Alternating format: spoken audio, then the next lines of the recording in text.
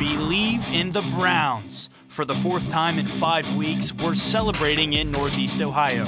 Our guys scrapped till the clock hit 0, so that's the important thing. We found a way to win. Bud Shaw puts his spin on another win. But are the playoffs still a possibility? Scott Petrak breaks down a Sunday filled with scoreboard watching. Tribe fans have been watching key players march out the door. Al Pawlowski recaps the recent trades and what it means for the future. Plus, Jared Smalley tackles the meaning of the Rose Bowl from the Buckeyes' perspective.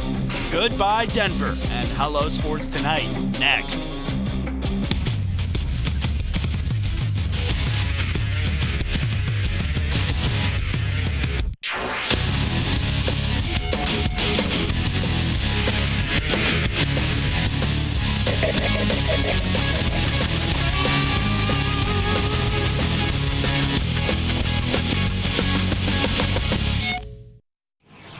On fourth down, Keenum waits, takes the snap. He bobbles it, stumbles, he got hit, he got sacked! He got sacked! Peppers got him! He got him! Peppers got him! Pour a little pepper on it! The Browns are going to win it!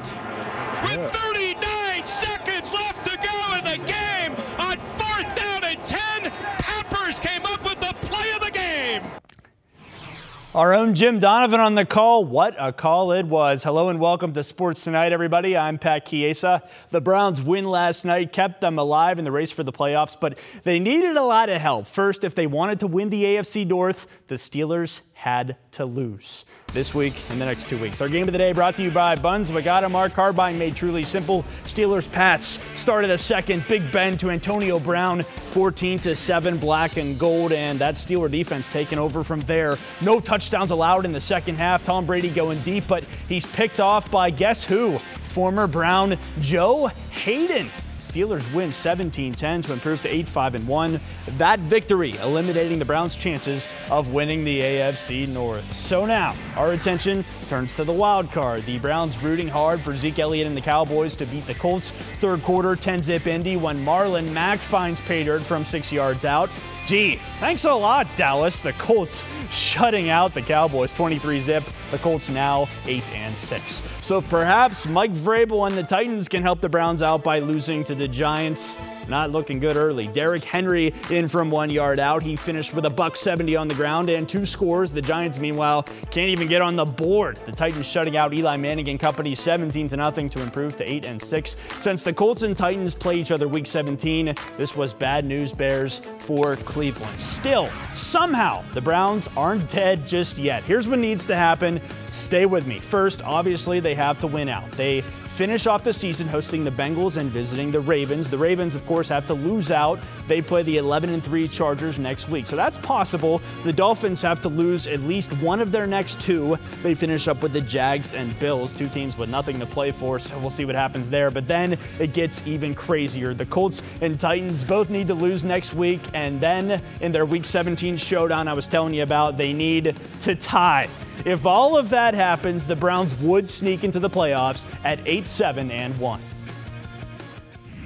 Scott Petrak from the Chronicle Telegram in now to try to make sense of what we just saw on the television screen. Scott, the one thing that we didn't see there, and I've been racking my brain trying to make sense of all this. So what if the Ravens were to tie the Chargers, that game being played on Saturday, and all 3 teams in the North finish 8-7-1? Then what? Yeah, according to my studying, if that happens, the Browns still lose out to the Steelers, because in a 3-way tie, you take common record, and the Browns and Steelers are tied in among the 3, but that knocks out the Ravens, and then it would be head-to-head Pittsburgh and Cleveland, and Pittsburgh is 1-0-1 because they beat the Browns. So there's no way they can win the division. It's all about that tiny, tiny wild card chance. Okay, so let's try to break this down step by step here. We're at keyword try. First off, the odds of the Browns winning out, which the way they played for the last 5 games, hey, it looks like in that department they got a good chance to beat the Bengals, then beat the Ravens. What do you think? Yeah, I expect them to for sure beat Cincinnati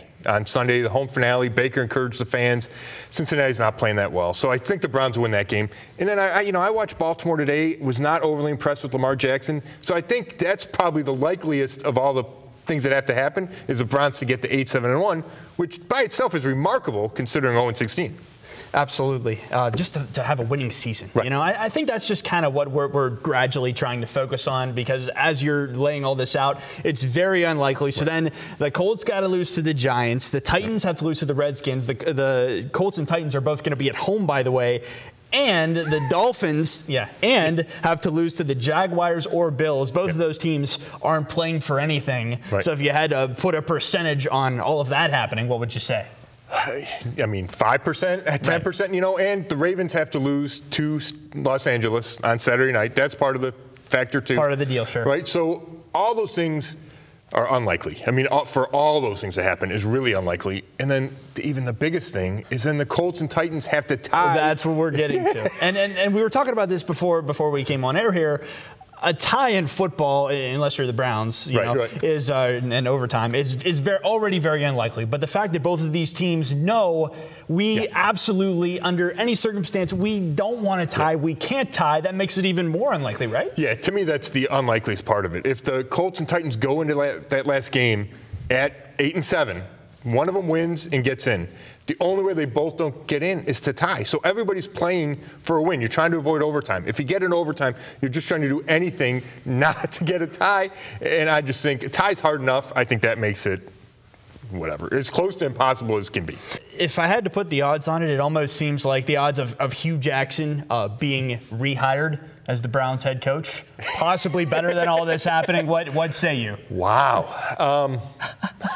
That's a great one. They're probably even. They're probably both impossible, but I can't see Hugh getting hired here ever again. I know the Haslam's love him, but I just can't. So we found something. Yes. Hey, so we can latch on to that. A tie might be more likely than that. I'll give you that. Scott Petrak from the Chronicle Telegram. Check out his stuff. He wrote a great article about this on the Brown Zone. Scott, great stuff, man. Thanks so much. Thank you.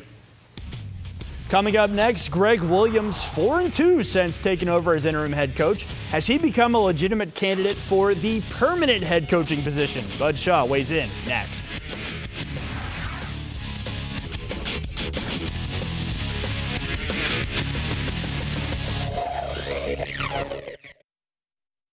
I think the tough environment, winning on the road, is the most important thing. You know, the playoff thing, if we don't take care of business tonight, and obviously we have to move on and take care of business next week, none of that matters. So being able to win on the road is something that, you know, we got to start taking pride in. Going into somebody else's house, you know, our back's against the wall, it's just us, and coming out with a win, finding a way to win.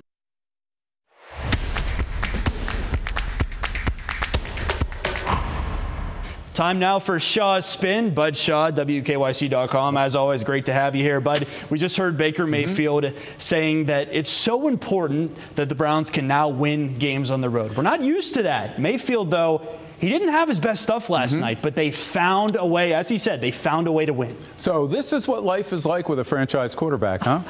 I didn't know that, but then again, I'd only been here since 1991, 27 years. Not long, right? Yeah, not long at all, right? Listen, I think the thing that we saw last night was a guy who ran into a defense that played him tough, that had some pressure, put some pressure in the passing lanes. He didn't have his best night, but this is why teams that have a quarterback like this end up being playoff teams, or at least talking about playoffs in December.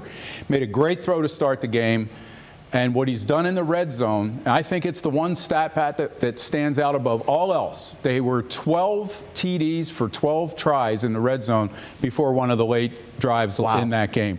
And that's incredible. And what that tells me, they've benefited as much from Freddie Kitchens taking over for Haley as they have for Greg Williams taking over for Hugh Jackson, in my mind. Speaking of Hugh Jackson, it's only taken Greg Williams 6 games to win more than Hugh Jackson in 40 games. So, Bud, let me ask you this. Is this a real live interview for Greg Williams to potentially be the Cleveland Browns' next head coach? Yeah, I think it is. I mean, let's face it. Hugh Jackson right now is the guy in the dunk tank, right? In Cleveland, everybody wants a shot at it. It'll be even more so this week because they'll be playing the Bengals. And I think Greg Williams has done a tremendous job. But I think the goal of this search should be to get the best coach possible, not just a coach who's better than Hugh Jackson. I know there's some groundswell among fans that say, keep him in the jobs. I don't think you do that when you're in John Dorsey's situation. Bud, while I got you here, want to talk Indians really quickly because there's been a lot going on with the tribe too. Maybe not as positive as the Browns look. They've traded away 3 former All-Stars already. They could be dealing at least one more in Trevor Bauer or Corey Kluber. Realistically, realistically, can Indians fans expect this team to compete with their current makeup right now? Yeah, I mean, certainly in their division, I think they're still the team to beat, but I know that they're after bigger stakes than that, and fans should expect more from them. If they use those trades to save money and it means they can keep Bauer, Kluber, Carrasco together, I think everybody will be on board. If they turn around and trade either Bauer or Kluber, you know, I joked about it in the column I did for WKYC.com. I said, the only thing that'll save him is having Matthew Dellavedova throw out the pitch every night. It's the only reason people will still be happy with the Indians, because that's going to be a hard sell if you give up one of those two pitchers on top of what you've already given up. Well, still plenty of time left till spring training, so we'll see if Chris Antonetti, Mike Chernoff and company can strengthen this Tribe lineup compared to what they have right now. Bud Shaw, WKYC.com. Bud, thanks so much for stopping by. Coming up, more on the Indians' trades. Al Pawlowski recaps the busy week and explains why the front office made the moves. Good stuff there after the break. The Cavs were hanging right with the 76ers until a sloppy fourth quarter did them in. The white and gold outscored 39-20 over the final 12 minutes. And the Sixers running away with it 128-105. Ben Simmons notching a triple-double for Philly. The Cavs dropped 2 of 3 during their homestand at the Q. Now they hit the road for 3 games, starting with the Pacers on Tuesday. Here's Matthew Dellavedova on what went wrong tonight. They got it going. I think they got some easy ones to get their rhythm, whether it was in transition or offensive rebounds, and teams like that just make you pay. Well, baseball's winter meetings wrapped up this week, and the Indians were nothing short of very busy. The Tribe saying goodbye to some familiar faces and welcome an old friend back. Al Pawlowski breaks down what happened and why. Pat, thanks. The Indians made a couple of trades this past week, and the pitchers were not on the move. Instead, it was the first baseman, Edwin Encarnacion to Seattle, Yonder Alonso to the Chicago White Sox, Carlos Santana coming back to Cleveland. Also, Yandy Diaz on his way to Tampa Bay, Jake Bauers, the prospect, coming back to the Tribe. What were the Indians doing here? Well, they get a couple of things. Number one, they get payroll flexibility. They'll save about $10 million this year. They also get lineup flexibility, in which they get a couple of guys that can play pretty good defense for a couple of guys in Diaz and Encarnacion, at least, that aren't the best defenders. The Indians also get a little bit younger. They get a little bit better with the on-base percentage, and now they have lineup flexibility as well. Could we see another trade before the offseason is over? I think we very well could. Right now, though, this is what we have. 2 first basemen out, Carlos Santana back in. Pat, back to you. All right, thanks, Al. Good stuff as always. The countdown is on to the Rose Bowl. We'll dive deeper into the matchup with Jared Smalley, Ohio State and Washington. What do the Buckeyes have to play for? That is a valid question that we will answer next. Here's the Safe Auto play of the day. Tom Arth is coming back home. Akron tabbed the former John Carroll head coach to take over its football program. The 37-year-old also played quarterback for the Blue Streaks and for St. Ignatius. Westlake native. He spent the past 2 seasons at Tennessee Chattanooga. Arth will be formally introduced at a press conference tomorrow at 4 p.m. Well, we're closing in on the granddaddy of them all. Ohio State and Washington in the Rose Bowl with a closer look at this year's game. Here's Jared Smalley from our sister station, WCMH in Columbus. Hey, Pat, less than 3 weeks out from the Rose Bowl game, Ohio State finished up academic finals this week. A few players walked through graduation Sunday. They'll enjoy a bit of an early Christmas, and then they're going to make the trip out to Pasadena. We spoke with the Buckeyes this week about how the Rose Bowl, with all its added meaning, motivates them. I mean, who wouldn't want to play in the Rose Bowl, you know, the biggest bowl of them all. It's the bowl game of bowl games, even if it's not for a national championship. But last week, the meaning of the Rose Bowl for Ohio State changed dramatically. I'm going to miss building teams, you know, but the players, without questions, I'm going to miss. The night before Urban Meyer's announcement, Meyer called senior captains Terry McLaurin and Paris Campbell. We talked for probably about an hour or so, asking for our opinions, and when he did that, I felt like it was pretty serious. I didn't think he was going to, you know, announce. I thought maybe he had, you know, another year or so. But that next day, he told the team, and me and Paris were looking at each other like, man, this is for real. He feels accomplished in what he's done at this university, and you know, once you're accomplished and you feel like you've done the right thing, that's when you can step away, and you're stepping away on a high note. So I think that's just why he's kind of got some relief and just smiling and being able to, back to be himself. Ohio State can win a 13th game for just the 3rd time in school history. No current player has ever played in Pasadena or the Rose Bowl. It's special for everyone. The Myers storyline merely adds to it. That's something that we take a lot of pride in, that we want to come out here and send him off with a win, and I feel like he deserved it, and so do we. So that's the number one goal. To have Coach Meyer come in our house, recruit us, and since we were sophomores in high school, just want to send him on the right note. It helps that it's in California, helps that it's the Rose Bowl, helps that it's granddaddy of them all. I grew up watching Troy Smith play USC, not Troy Smith, sorry, Vince Young, and it's just a great game, a lot of history there, and we're glad to be a part of it. Urban Meyer's record at Ohio State as the head coach is 82-9, setting the bar a little high for Ryan Day, who'll be taking over right after this Rose Bowl game. Pat, let's go back to you. Thank you, Jared. Also a special thanks to the great Yak, Bud Shaw, Scott Petrak, and Al Pulowski. David Kinder produced it. David Reynolds directed it. They both did a great job. I'm Pat Chiesa. Thank you so much for watching. Have a great week, everybody.